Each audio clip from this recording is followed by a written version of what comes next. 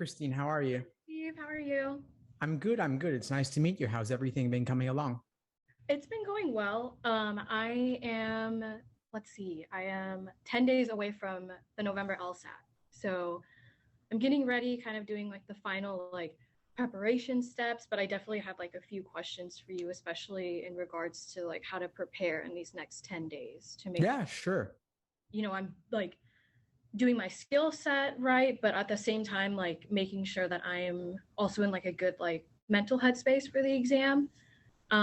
When I took it back in August, I noticed like a few errors, I think, in just like my planning for the exam that definitely resulted in a score that I wasn't super happy with.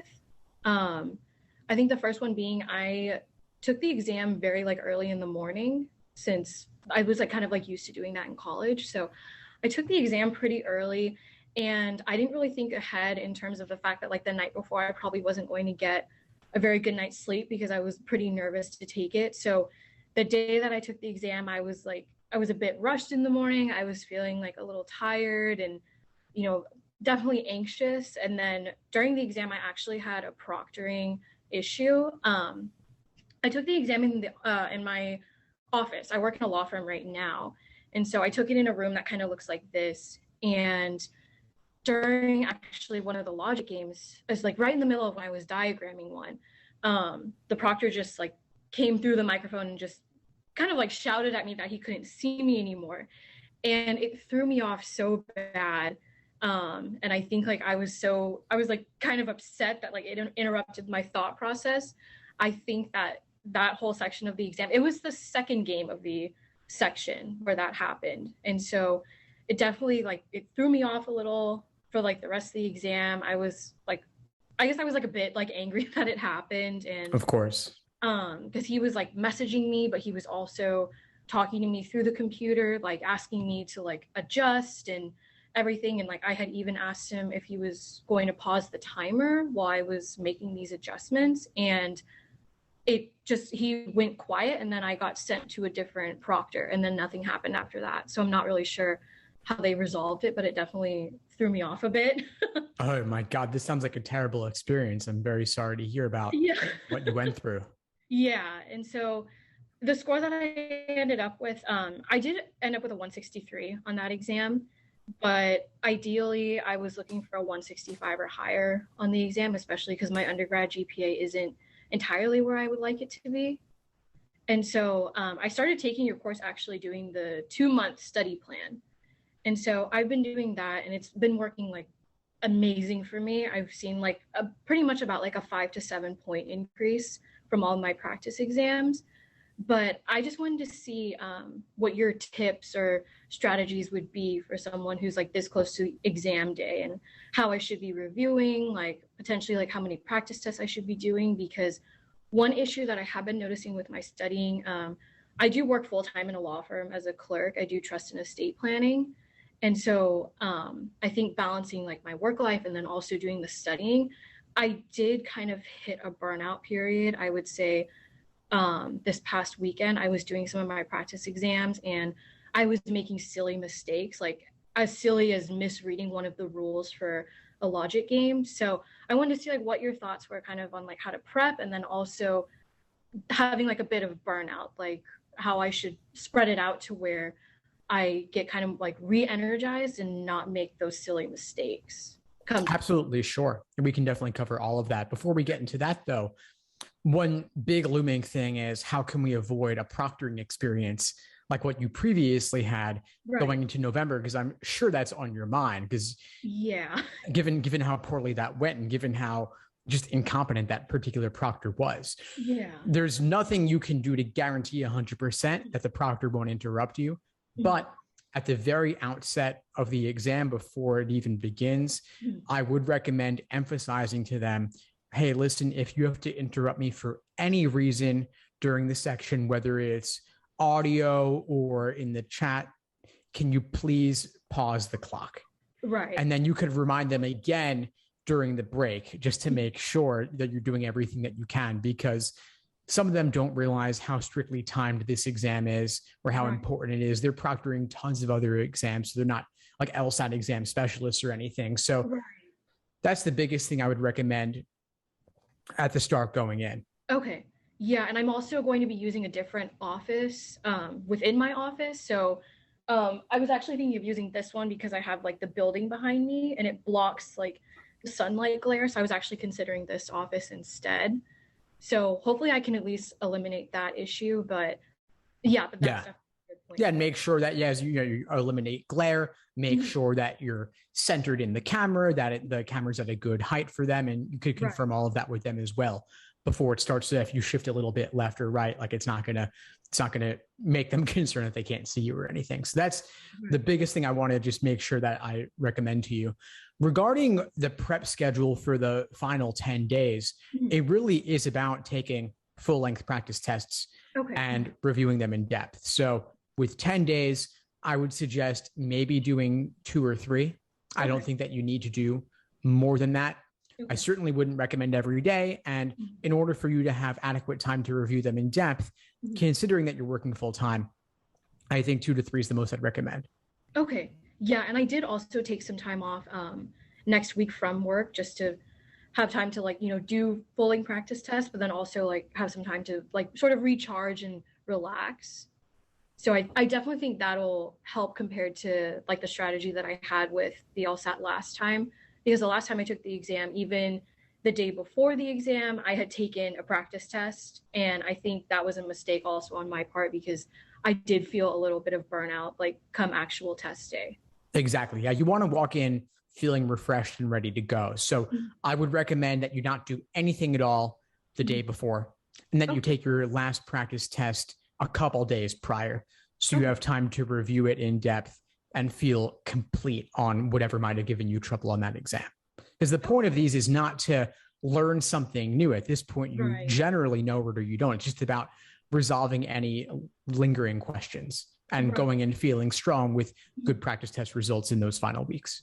Okay. And then in terms of like certain questions that I notice I still sometimes struggle with or take a little longer with, it's specifically for logical reasoning, the parallel reasoning questions. Those always seem to take me extra time, and I do get them wrong like more often than like the rest of the question types in logical reasoning. And I think it's mainly just because when I'm going through every single answer, to me, like, because obviously in some way they're usually sometimes like correct in like specific ways. And so I think when I usually get to maybe like choice D, I kind of forget like what I had inferred from like A, B, and C. And so sometimes like I have to like go over them again, or I just end up marking the wrong answer. So I wanted to see what your thoughts were on like reviewing that particular question type specifically before exam day. And also I haven't really practiced like the strategy of just skipping certain questions out of the section. So I wanted to see what your thoughts were on that as well. Yeah, sure. So regarding the parallel reasoning questions, it's really important to form an abstracted idea of the method of reasoning in the stimulus. So extracting a general principle and then holding that general principle in your mind as you're scanning through the choices. Okay. So just ask yourself as you go through A, B, C, and so on, is this in line with the general principle? Is it that I had in mind? Is it matching the degree of certainty in the stimulus? Is it matching the category of things they're discussing? So all people, most people, some people who X, Y, Z, and they're further qualifying it. Whatever that range is, you want to make sure that it's matching as closely as possible. Okay. And then for these questions, because I typically haven't been diagramming any questions for logical reasoning, but would you say that parallel reasoning is a question that could benefit from a quick diagram? Sometimes it depends on how it's structured. If it's structured in a very formal logic way, meaning lots of conditional statements, very tightly written, then it might be valuable.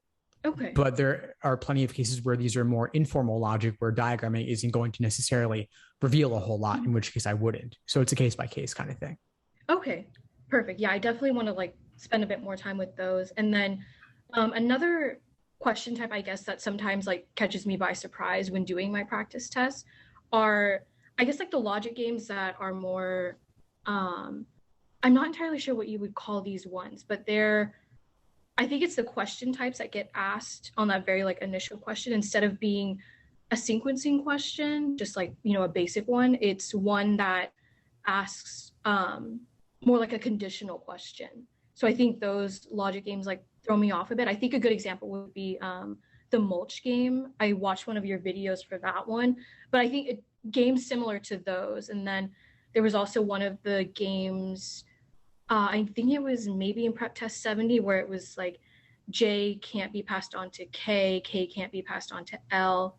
So I think like those sort of games that aren't like the traditional, like ordering and grouping kind of games, would you recommend like reviewing some of those more in depth, like maybe even ones that I've already done, and maybe like rewatching one of your videos on them, or just kind of like retracing like my diagram and thought process steps for those kind of games?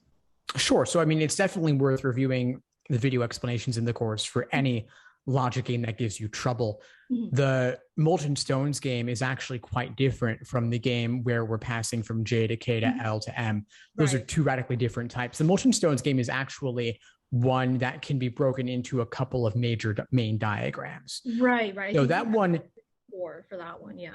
Right. So that one's actually pretty tightly structured. Mm-hmm. However, the cleanings idea is a bit of a curveball concept. A lot of ordering games do not have anything like that. And so that might be initially troubling. So I'd recommend reviewing the video, watching how I break it down and how I generally approach it in terms of laying out the major possibilities. But that game type is a bit more standard, I would say, than one like a pattern sort of game where we're passing from one variable to another, but there's no ordering element. There's not really a grouping element. Those kinds of games, I would say, fall more towards what I would call a curveball scenario, where it does not neatly fit the mold. And for someone who feels fairly proficient in the basic game types, the curveballs are where I would focus in these final days. And I have a big list of them in the course. Let me know if you can't find it. And so I would just practice those, practice getting put into these unfamiliar scenarios that can be initially intimidating, and then seeing how actually these games are susceptible to the same underlying strategies that any game is. Right. You also asked earlier about flagging or skipping logical reasoning questions, and I wanted to make sure we touch on that as well. So parallel questions are actually one of the types that I might be more likely to skip, especially if it appears relatively later in the section when it's likely to be a more difficult method of reasoning. So as you're taking these last couple of practice tests, you might want to try out the approach of, hey, if I'm at question 15 or above, and this question just looks scary and I don't want to deal with it, I'll make that one of the 3 or 4 that I flag, skip, and come back to later. Okay, yeah, I will definitely try that in my next few practice tests coming up. Cool. It's a pacing kind of thing, just to avoid getting bogged down. Right. And then just the last thing that I wanted to touch on was like, what were your recommendations for the day before exam day? I've kind of heard like 2 sides of it, like doing, like review of like questions you've already done just to kind of like keep your mind refreshed. And then I've also heard that it's good to not do anything the day before exam day. So what do you recommend? Yeah, I'd recommend test anxiety. Yeah, I'd recommend more in the latter category to do nothing as if possible, ideally. Okay. If it will give you anxiety to do nothing, then in that case, I'm okay with you doing a little bit of light review or watching a course video or something, but nothing too much. And you might also benefit from spending more time on relaxation to help reduce the anxiety. So a hot bath, meditation, time in the park, weather permitting, stuff like that, whatever you find to be personally relaxing. I would just aim to structure your ideal day of relaxation and then be totally indulgent in taking advantage of that day. Okay. Yeah, that's perfect. Yeah. Thank you so much for those tips. Yeah, of course. Sure. What else? I think the last thing that I was really like curious about was, especially with like reading comprehension, I've noticed that with the, I'm totally blanking on what they're called, where it's like passage A and passage B. Right, the comparative or dual passage. Yeah, comparative readings, those ones. So I've noticed that, especially with those, like I'm going back to the text pretty often, looking at them. So I was wondering, like, is it potentially like maybe I'm not reading like in depth for those passages, but I've noticed like with passage B, I'm definitely like retaining everything. But then with A, I get thrown off a bit. And I'm noticing that I'm referring back to it a lot. And I keep having to go back to it. And it takes more time, especially for the comparative readings. I personally think referring back is totally fine. This is a lot of dense information being thrown at you very quickly under stressful conditions. And so I don't see any problem with going back as long as you can quickly find what you need to find. Okay. Okay, perfect. Yeah. Thank you so much. Yeah, of course, Christine. Well, I'm wishing you all the best in these final days. If you need anything at all, just reach out. I'll be glad to help. Thank you so much, Steve. Yeah, your course has been very helpful. Like seeing the score increase was definitely like my motivating factor to keep going. Thanks for tuning into the show. Please subscribe if you haven't done so already to be notified of new episodes as I release them. And feel free to reach out if you need anything at all as you move forward with your prep. I'm happy to help however I can. In the meantime, I'll wish you all the best and take care.